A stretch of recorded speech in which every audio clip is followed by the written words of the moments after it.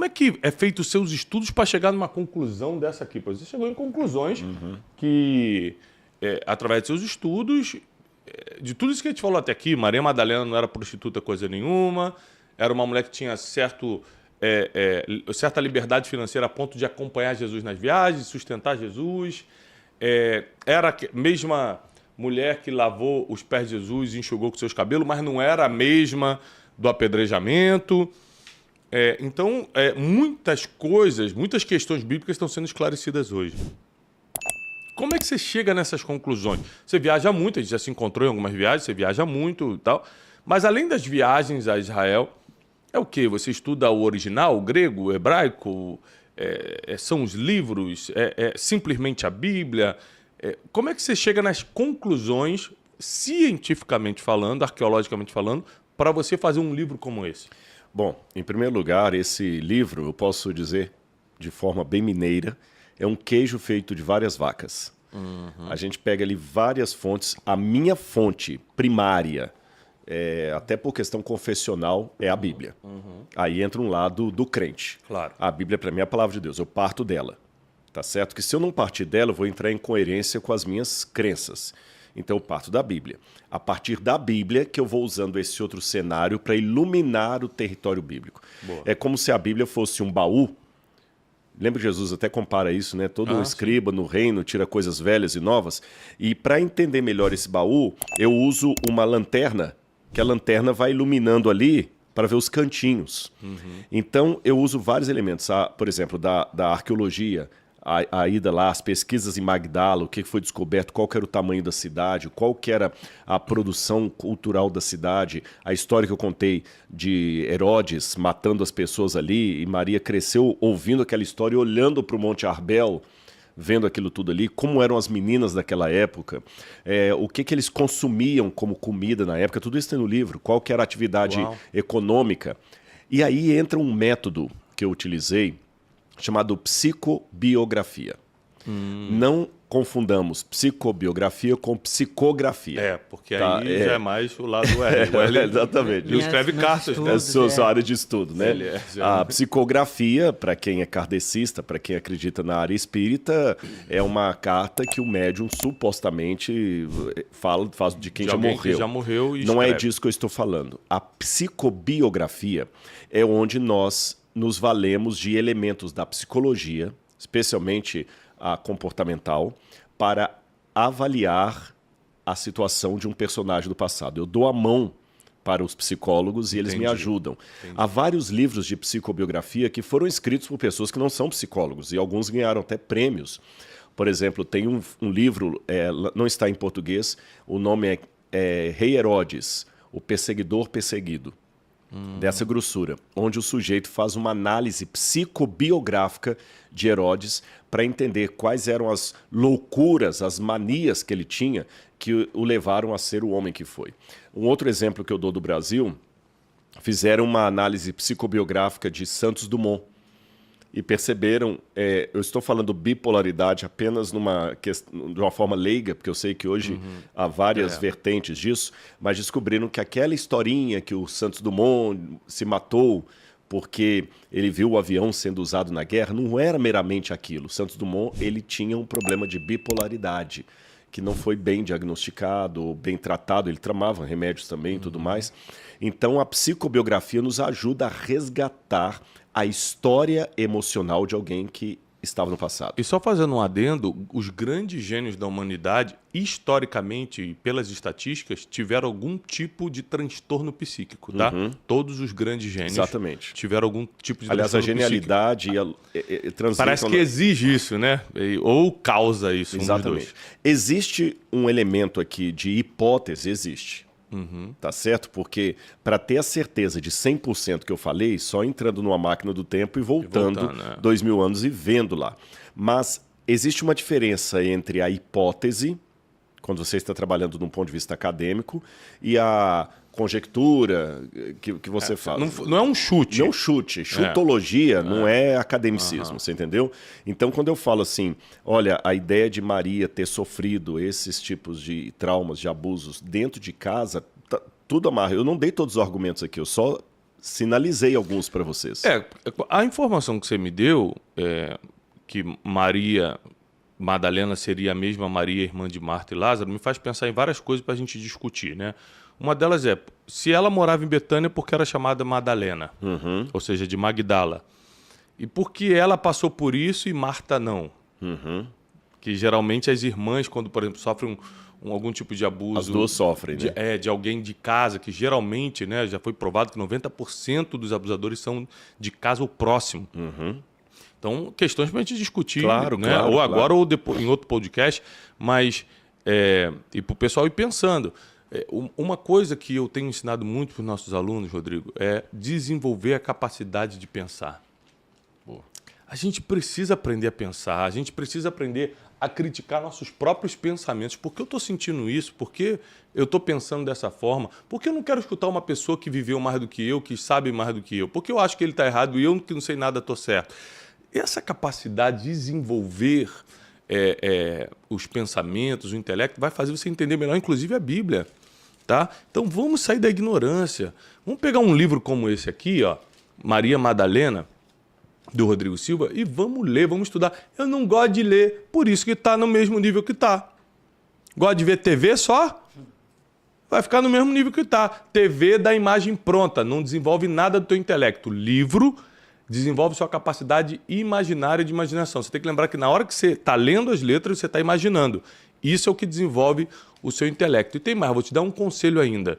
Você que não consegue dormir, você que tem síndrome do pensamento acelerado, insônia, leia livro antes de dormir.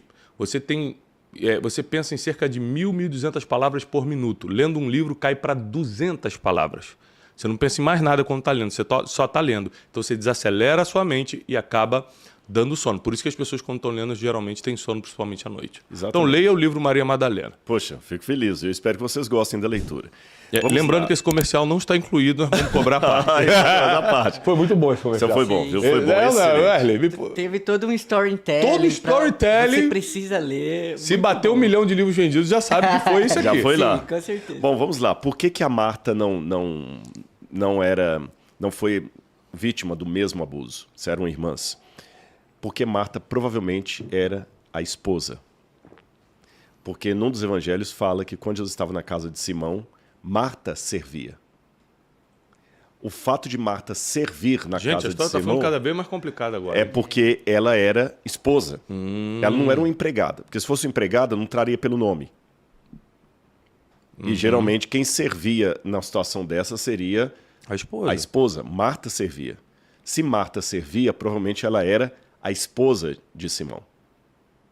Se ela era a esposa de Simão, só sobra um cargo para Maria, ser uma cunhada. Agora, além disso, Marta servia como esposa. Porque, lembra, eu tenho que colocar também dentro da cultura da época. Porque eu falar assim, o Brunet foi jantar em minha casa e Vanilza servia, Vanilza é o nome da minha sogra. Mas eu não posso pensar com a categoria brasileira do século XXI. Eu tenho que pensar com a categoria daquele tempo. Tá certo? Um exemplo para você de casa entender.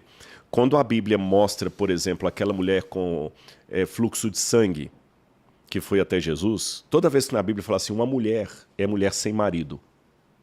É mulher sem um homem para cuidar dela. Porque apesar da mulher ter algumas funções sociais, como eu apresentei até, podendo administrar bens, a mulher virtuosa lá de Salomão, apesar disso, socialmente falando, a mulher precisava de um homem para cuidar dela. Lembra daquela passagem de Isaías, quando ele fala da grande perda de Jerusalém, de Judá, por causa do ataque do norte? Ele fala, naquele dia, 7 mulheres lançarão mão de um homem, dizendo, não precisa cuidar de nós, apenas nos dê o seu nome para que não sejamos repudiadas. Então a mulher precisava de alguém. Então quando você vê lá aquela mulher que tinha a filha possessa, Ciro-Cananita, Ciro-Fenícia, aquela mulher cananita, aquela era uma mulher que o marido ou morreu ou abandonou. Outro caso é quando a mulher com fluxo de sangue lá em Cafarnaum, veio uma mulher com 12 anos sofrendo e tocou Jesus, porque se fosse esposa de alguém, o esposo é que iria a Jesus pedir ajuda pela mulher. Não existia na cultura daquela época a ideia de você precisar de alguma coisa, a sua esposa vir me pedir. Não existe isso. Não existe isso. Se a sua esposa vier a mim, que não sou parente dela, pedir alguma coisa, só em 2 situações. Ou sua esposa tem uma ascensão muito forte sobre mim, é minha mãe, você entendeu? Ou minha irmã, como o caso de Miriam que foi falar com Moisés, só nisso. Ou letra B, se ela é uma mulher sem marido, porque você morreu ou abandonou. Senão ela não viria.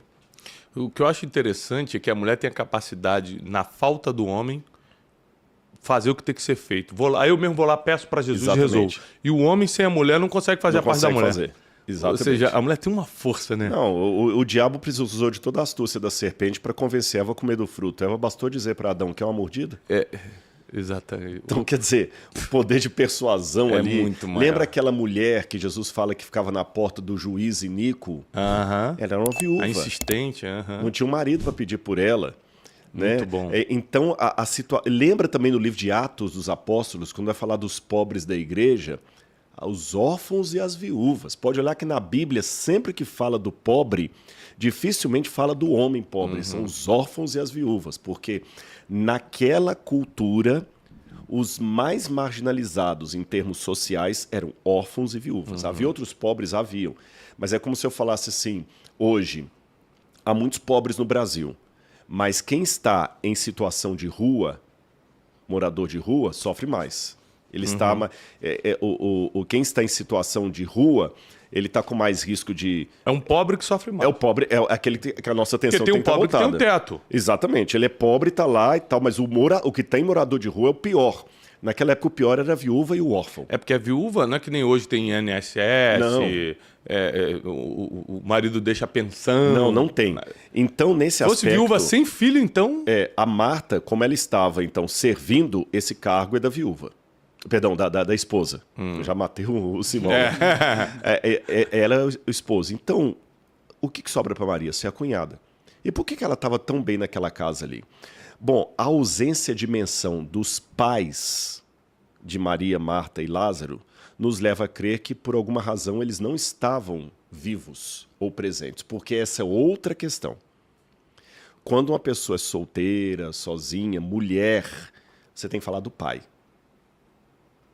A filha de Jairo, entendeu? É o pai. E ali não há menção dos pais. Então, porque os pais morreram ou não estavam lá. Quando o pai morre ou está fora, quem tem que cuidar é o filho mais velho.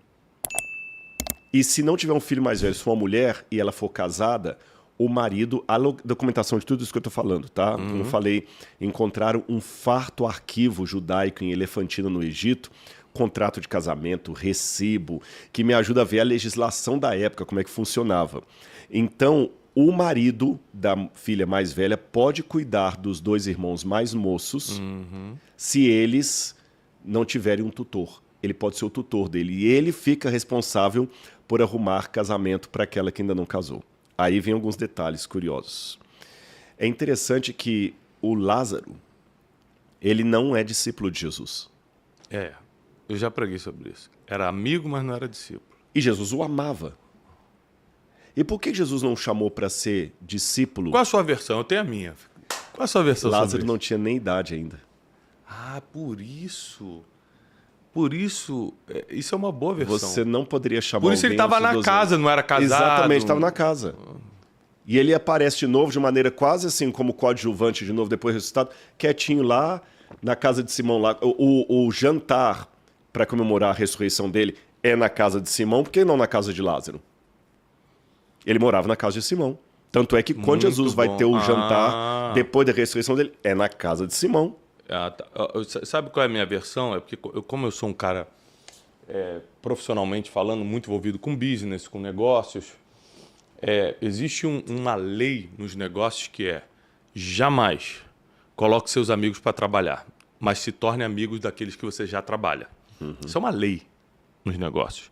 Botou parente, amigo para trabalhar contigo, a chance de dar errado é muito grande. Dá problema. Então, quando eu explicava sobre Lázaro, quando eu dou palestra para negócio, eu falava sobre isso. Olha como é que Jesus sabia categorizar pessoas. Lázaro é meu amigo, vírgula, logo não será meu discípulo. Mas quem é meu discípulo pode ser meu amigo. Mas quem já era antes, eu não coloco, porque confunde. Se eu pego um amigo meu, como eu já tentei, tá? Um amigo meu de infância, boto pra trabalhar, ele chega a hora que quer, eu chamo a atenção dele, ele ri, ele acha que eu tô brincando e tudo. Então, eu levo pro meu lado. Mas essa questão da idade, eu já tinha pensado nisso, mas não tinha formado a ideia. Tanto é que, hoje... veja bem, um homem que Jesus ressuscitou, se ele fosse um homem, que estava ali, alguém a quem Jesus amava, e ele estava com Jesus na última semana de Jesus, e durante a crucifixão ele também não aparece? Ele não aparece em momento algum? Alguns comentaristas chegam a supor, mas lembra que eu falei do campo da probabilidade, claro. que não há certeza absoluta, a hipótese, que aquele episódio de um jovem enrolado num lençol, que Jesus estava ali, quando ele foi preso, tinha um rapazinho enrolado num lençol e que sai correndo, desesperado. Alguns pensam que poderia ser Lázaro. Porque tudo ali perto de Betânia está atrás do Monte das Oliveiras. Então 7 quilômetros de Jerusalém. No menos. 7 quilômetros já está em Belém. Betânia está uns 3, 4 quilômetros. Se você pegar aqui o monte, aqui Betânia está aqui atrás, Jerusalém está aqui, só tem um Monte das Oliveiras. É bem perto, sabe? Não tem sentido. Então o Lázaro, ele está ali na casa de Simão, ele então não tinha uma casa. Ele não foi chamado por Jesus, porque Jesus só podia chamar para ser o seu matetes, como dizem em grego, o seu discípulo, quem tinha entre 12 anos para cima. E os discípulos de Jesus, provavelmente, com exceção de Pedro, tinham entre 12 e 20 anos. Por quê? Porque quando Jesus vai pescar lá e fala assim, o cara fala, você não vai pagar o tributo do templo, você e seus discípulos? Aí Jesus fala assim, tá bom, Pedro, vai lá, pega 2 moedas, paga por mim e por ti. Por que só pagou por ele e por Pedro? Eu era o mais velho. Porque os outros tinham menos de 20 anos. Senão ele pegaria por todos. Ele só pagou por ele e por Pedro. Então, os discípulos de Jesus tinham entre 12 e 20 anos. Eram novos, né? E o Lázaro provavelmente estava antes disso. E a Maria? Também ela não parece com marido, nem viúva, nem nada. Também devia ser uma menina, porque a mulher casava quando saía a menstruação. 12 anos, 13 anos era a idade que a mulher casava. Então ela também estaria talvez gravitando em torno dessa idade, ou talvez teria passado um pouco disso, e por essa situação com Simão não poderia efetivar um casamento, ela sai e começa a seguir Jesus, sabe? Usando o dinheiro da herança dela. Tem um momento que o Simão vai ser acometido por lepra, mas isso aí já é uma outra história que vai estar no livro, e a gente vai juntando tudo isso e o quebra-cabeça vai se montando. E aquilo que a gente sabe que é uma possibilidade, vai levantando como possibilidade. E onde é que entra a psicobiografia disso? Porque aí você começa a ler as possíveis dores emocionais de Maria. De modo que uma pessoa hoje pode se encontrar com o personagem como um espelho e falar assim, peraí, eu estou chorando aqui, tem jeito para mim também, tem uma maneira de eu ser resgatado, olha essa história aqui. E tudo isso eu repito, há hipóteses, mas não há especulações. Você entendeu? Como eu falei, hipótese, levanta. Olha, tudo indica que há uma bibliografia farta no livro. Vocês vão ler muito ali. Tudo indica que é provável que, com base nisso, é provável aquilo.